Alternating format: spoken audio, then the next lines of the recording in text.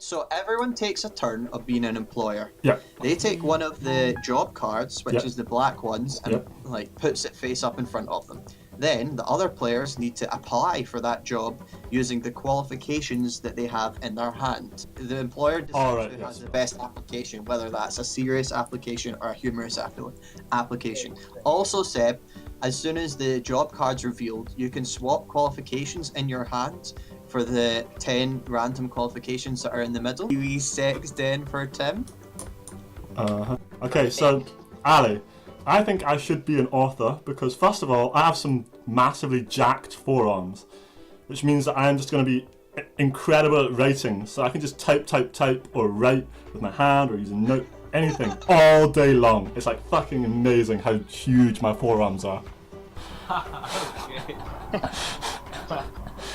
Also, I have a trench coat, so this gives me an aura of mystique, which people love in their authors. So they'll be kind of like, oh, who is this Sherlock Holmesian figure? And he's an author. Ah, it's so obvious. As well as this, I have the claw. So it's very much typed, falls back into... So, because like, you know whenever you're typing or writing and your hand just like gets cramped up, my hand is always cramped just because of how much writing I do. It's unbelievable. And the last thing is I have a pretty numb face, so it means that like if there's like sex or anything in the book and the feminists are coming up to me going, oh, why did he have to die, or why did she kill her? She was a strong female character. I won't ever give anything away. There'll be just a sort of like blank look. It'll just, and so you know, it'll keep the secrecy of the book, and it'll keep like the publishers happy. Right, I see. It sounds like you're well qualified. I'm going to have to move on to the next applicant, but you're back from here. Just, you know, let me pitch you my manuscript. How about that, right? So this is the outline of the story, bro. Right, it all starts with an unstable cougar. And I know how you love your Asa Akira types, right? And she's just mooching about in her convertible sports car and she's having a great time. And then she meets a tall, dark, mysterious, handsome chef from Dundee. And then, you know, he introduces himself, she thinks he's awfully handsome, and, you know, then he gets into her sports convertible, and they drive about Dundee, they take in Discovery Point, they go to the Jute Museum, This is in depth. and then what's the river that's in Dundee, Ali? Tay. They go for a wee dip in the Tay, but neither of them has a swimming costume. Oh man, oh dear. So they just go in and they have a wee skinny dip. Yep, it's very cold. Ali's like testicles shrivel up to like nothing. And then they go home and they really question like how they had any self-respect. Skinny dipping in the tea, and then because they're so cold, they like cuddle up to each other, and then one thing leads to another, and then they just end up, oh no, I put that in somebody else's place.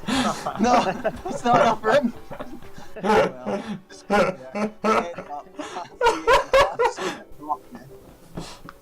Right, okay. So I had all sorts of twists and turns. So I had a very definite climax. So. Hey, ba-dum-dum. So yeah, well, thank you for your pitch, James. I'll take it into consideration, and you should hear back from my team. Well, Ali, let me tell you. I feel that as an author, you should be definitely in character as much as possible. Therefore, I'm well keen to tell you that I have lived through the apocalypse, okay? And this is obviously a pretty crazy situation in the apocalypse. And that means I've unfortunately developed a serious drug habit. This drug habit, it's all good. It's all good because it's all part of the character. You know, I'm using this as building my character as an author, but to supply the drugs, you know, I've had to get involved in the sex thing. It's just happened. So, you know, as a result of the drugs and, you know, being involved in the sex den, everything's just gone a bit saggy. So I'm now just a saggy sex den drug habit apocalypse author. Alright, okay. Effectively, you could probably write the road if you think about it. Exactly, that's what I was thinking of.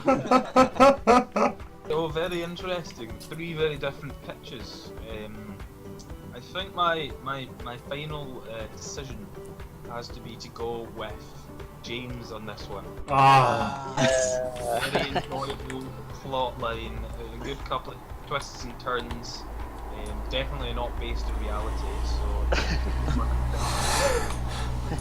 Gents, you're applying for the position of escort. Oh yeah. Oh man. YOLO, got in there quick with the shame. Oh my days, I'm loving already the ones that get taken. You're tipping sack back? Come on. Ali, you had some torture card that you're putting sack and pound back. Yeah, no. Most importantly, I'm going to open with my strongest quality, and that is that I have nothing left to lose.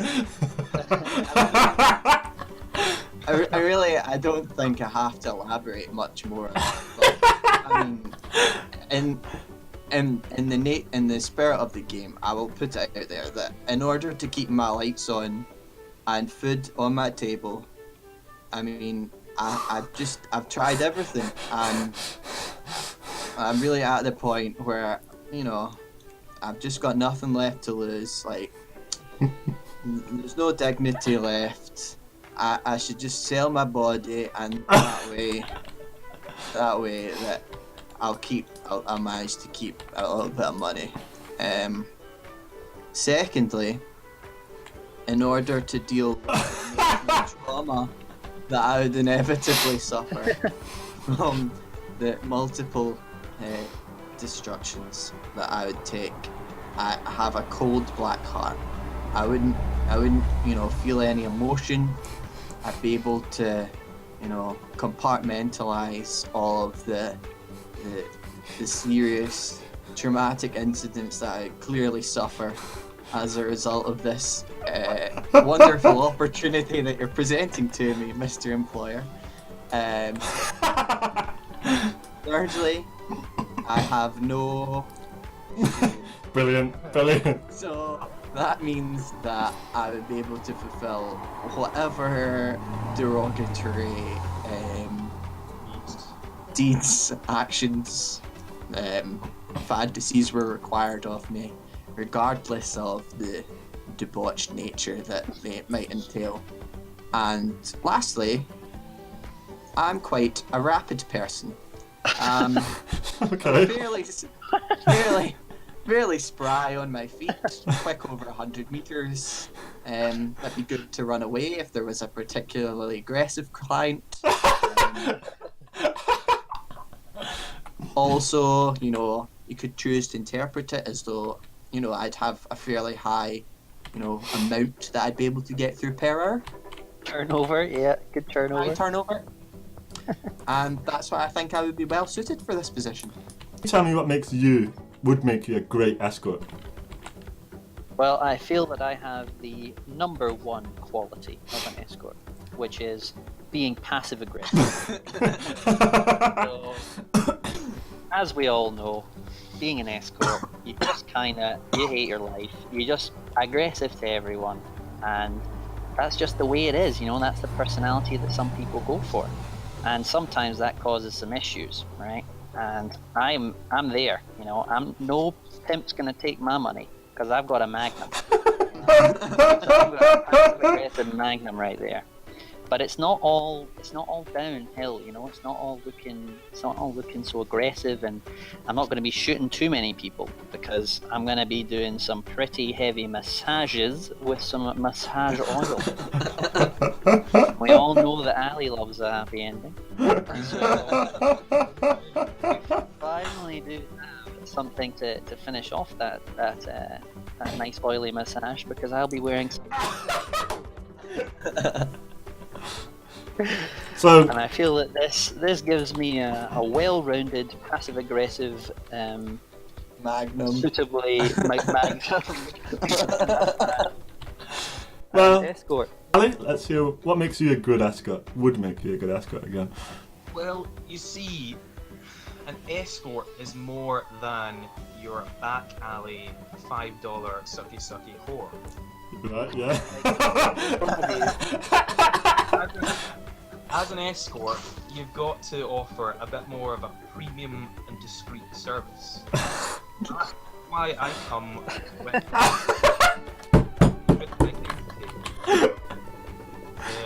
so I can slip into any role that the client may want from me. And a lot of these clients, you know, they may be married, they may be politicians, they may be people in power in public life. They may have things preventing them from fully enjoying them. Many of them come equipped with a chastity belt, which is difficult to overcome. Fortunately, I, in my years training in escort college, I learned the secret skill you need to unlock all chastity belts. Right. That is strong and vigorous stroke. Once you have acquired the correct velocity of stroke, you can reveal the tasty snack. I am uniquely qualified. Your number one escort. You had some good proposals here. I'm not gonna lie though, I feel like we definitely would prefer someone who's a little bit more high class, a little bit more, you know, discreet, as opposed to just the $5 sucky whore of James. So, so yeah, I think this is gonna go to Ali, gents. Wow. Woohoo! I need a bartender. Bartender. Okay, James, I have two major qualifications for being a bartender. First of which is my room to grow, which is just my ability to develop as a bartender, to be able to make new drinks and to be able to, you know, interact with customers and be able to pour pints and everything. I really have that ability. Would you not say that that's just, you know, something that a plant would have though?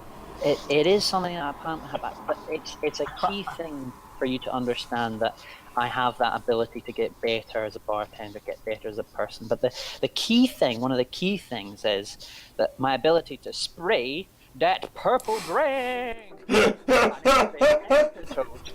I will spray that purple drink all over everybody, and it is the antidote to the people. You know what I'm saying? The antidote to the people. I think you've had too much purple drink, but thank you for your time. Well, bartending, or mixology, as I like to refer to it, is a very niche art. You need to have a lot of skills. One of the things you need to be able to do is be very precise and very delicate. So I am excellently equipped, you know, precise, exact measurements with my soft hands. Why are your hands so soft? Well, I moisturize every night. What kind of moisturizer do you use? Well, He jacks off in his hands. Of course, you have to be able to put out very high volume of drinks. So, along with my soft hands, I have a set of tentacles just to help. It allows me to multitask pretty well, while still maintaining precision. Are the hands at the end of your tentacles, or are they instead like the wee suckers? you know, I got a mix of both. It's really quite a useful set of apparatus to have. Apparatus. Now, you need to, of course, mix a little bit of sexiness with your mixology, just to keep the clientele interested. I am fortunately completely insatiable, so my vibes are very sexual, and I can keep customers happy. Even though you're a mad hand octopus. Yeah, of course. Well, you know, I'm quite a niche mixologist. And you got to have a balance of flavors there. So you got to have a little bit of sweet. You got to have a little bit of sour in there, and then you want a little bit of salty umami. So I like to just quickly just give the cocktail a wee that. Just add those just. Would that be your ball sack or your ink sack? That you can decide. Well, I'm not sure I want some alien working at my bar, but okay. It's very close-minded of you. I'm not gonna lie, you've already said the key point here, that you want a bar that serves people, right? So, as someone who is trapped in the closet, right? I am extremely good at interacting with gay people, and that we have a great repartee, a great kind of like back and forth. Plus, you have to remember, I'm an extremely handsome guy, right? So people will want to come and buy drinks from me. So they'll be giving more money into the establishment. And it won't just be the gays, but cougars as well will be buying drinks from me. So it's gonna be just getting more money into the bar just because of how handsome I am, basically. But it's not just my looks that are important. I'm also a pretty good mixologist like Alistair, because I have this utility belt with all these different things. So Very handy. yeah, so it's got like a shaker, like a good butt for the shaker. I can stick all kinds of like recipes and stuff, all this sort of stuff I need. For example, like I even have a nutcracker, which is great in bars, because like you always want like a wee bowl of peanuts, something, or maybe you want something like to sprinkle over the top of your cocktail. So You use a nutcracker for peanuts, do you? well, no, you're saying like any other sort of nut is the important thing. Because this is not just like your local bar where there's a bowl of peanuts. It's any other nuts, like you have walnuts or anything. It can be anything. I find it a bit offensive that you think that because you're trapped in the closet that you'll be a hit amongst gay people. They won't know you're a gay. Exactly. That's it. I feel as though there's a serious flaw in your application here, Sam. Well, I mean, I'm just spraying purple drink. Yeah, I'm inclined to give this to Tim. Ah, boo. Yeah. Yeah. How did I manage that one?